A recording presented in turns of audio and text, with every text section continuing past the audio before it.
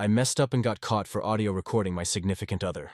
My 41 WMSHX relationship with my SO, 35F, has not been going smooth for a few years.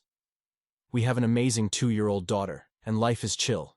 But she struggles with mental health issues like major depression and PTSD that prevents her from functioning normally.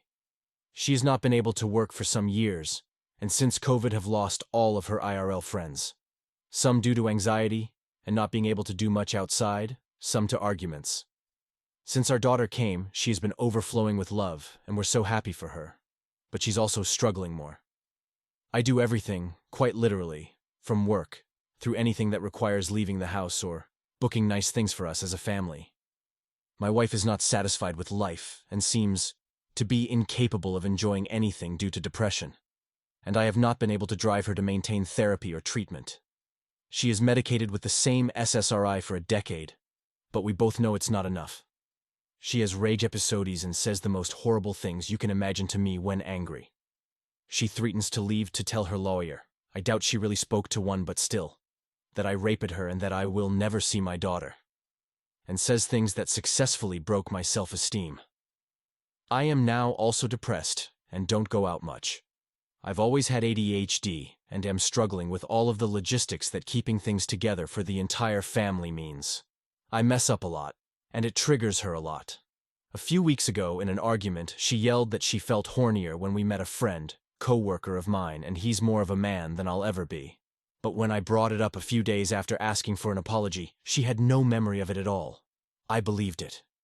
When the next episode of swearing came up a week ago, I didn't have my head on straight and started recording from outside the bathroom, where she was screaming horrible stuff in her rage, thinking I'd play it back to her and make her see that she should apologize, because she never does, likely do, to her fragile mental health. I didn't replay it to her and just listened once to beat myself up over not being able to help her. Through her suffering, I know she's in horrible pain.